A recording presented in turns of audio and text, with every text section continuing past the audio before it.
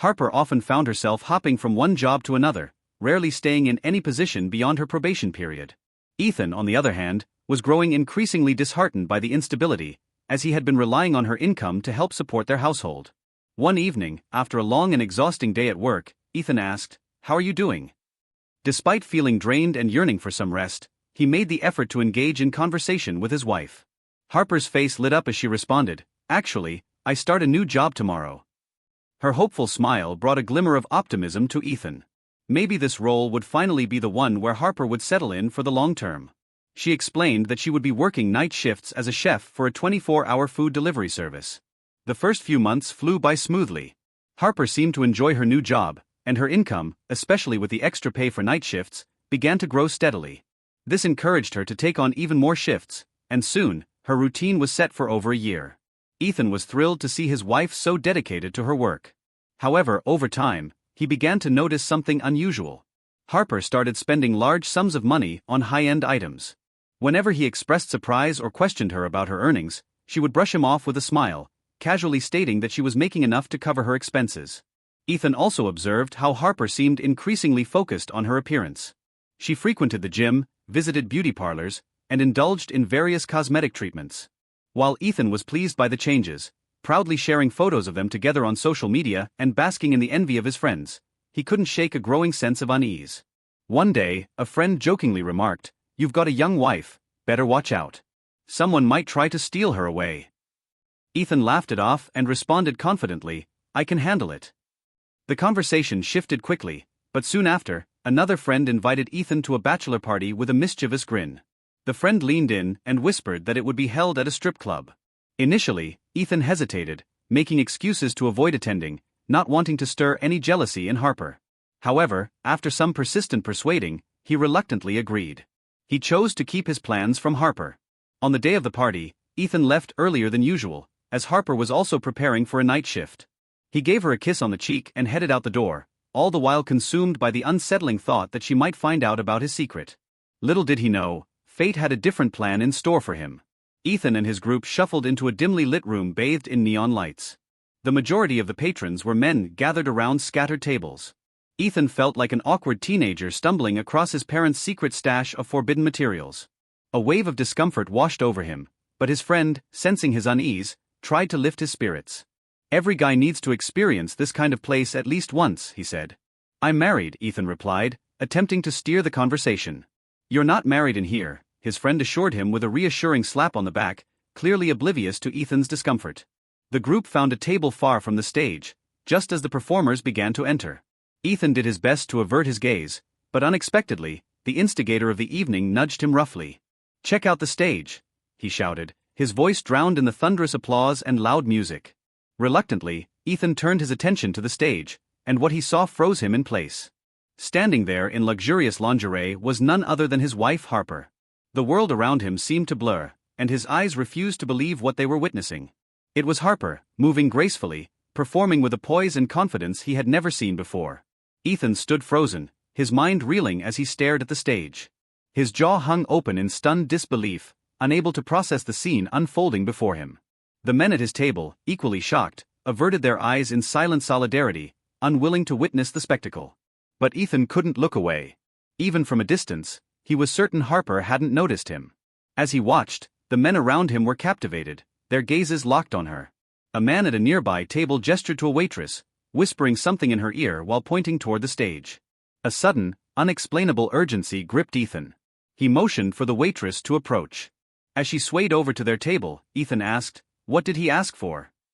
The waitress glanced around nervously before leaning in close, her voice barely audible. "He requested the girl from the stage for a private room." Ethan's expression darkened. He turned to his friend, demanding an explanation of what a private room entailed. His friend hesitated, then reluctantly explained, his voice tinged with sorrow. "You should leave, Ethan," he suggested softly. But Ethan couldn't bring himself to walk away. He was determined to face Harper and confront the situation head-on. He stayed rooted in place until her performance ended, then watched as the man from the adjacent table stood and left. Ethan followed him discreetly, staying hidden as the man slipped into a private room. Moments later, Harper appeared at the door and entered without hesitation. Ethan paused, torn between barging in immediately or waiting to see how things unfolded. Being a large man, he knew he could easily break down the flimsy door if it came to that. When he finally stepped inside, the scene that greeted him was like something out of a tragic drama. The man sat on a small red couch, his pants around his ankles, while Harper knelt awkwardly between his legs. She froze, her eyes wide with shock when she saw Ethan standing there, his face burning with fury. Before he could react, a bouncer swiftly intervened, pinning him down. The onlookers stared as they escorted him out of the club. One of the bouncers, eyeing him sympathetically, asked, "Is she your wife?" Ethan nodded grimly. The bouncer sighed heavily. "She's been working here for a while. Always claimed she was single, never mentioned a family. But now I guess it's true." Ethan felt a deep, bitter sorrow settle in his chest, his heart heavy with the weight of betrayal. Without a word, he turned and walked away, craving solitude more than anything. He didn't return home that night. By morning, he had ended his lease, and within days, he filed for divorce. Harper tried to reach out, calling him repeatedly, but eventually, Ethan stopped answering. He couldn't bring himself to forgive her, nor did he want to bear the burden of her tears. He moved on, settling down with someone his own age. Together, they built a life filled with love and trust, eventually welcoming a daughter into the world. Meanwhile, Harper faced the consequences of her actions. The man she had been caught with filed a formal complaint with the club, demanding compensation for emotional distress. As a result, Harper lost her job and spiraled into debt. The weight of her mistakes sank in with each passing day. She spent her nights crying in her small, cramped room, overwhelmed by the memories of how she had ruined her life. Unable to afford anything better, she berated herself for chasing quick wealth and betraying Ethan, who had always been kind to her. Without hesitation, Sarah agreed. I drove to her house, where she greeted me at the door with a warm smile. Her kindness and understanding began to ease the storm raging inside me. That night, we talked for hours. We spoke about Laurie's betrayal, my feelings of hurt and confusion, and the connection Sarah and I had once shared but never acted on. As the conversation deepened, something I had buried for years rose to the surface. I didn't just want one evening with Sarah, I wanted a future with her. The weekend I spent with Sarah, both emotionally and physically, filled a void I hadn't even realized existed. Laurie's decision to leave that night had, in an unexpected way, set me free. When Laurie returned home on Sunday, she walked in with a confident stride, her eyes bright. "See? Nothing's changed. I came back as the same Laurie," she said. But what she didn't realize was that everything had changed. That weekend had been a turning point for me. Even though part of me wanted to believe I still loved her, my heart rejected the idea. As she spoke, I felt detached, as if I were observing her from a distance, taking mental notes. When she finished, I didn't hesitate.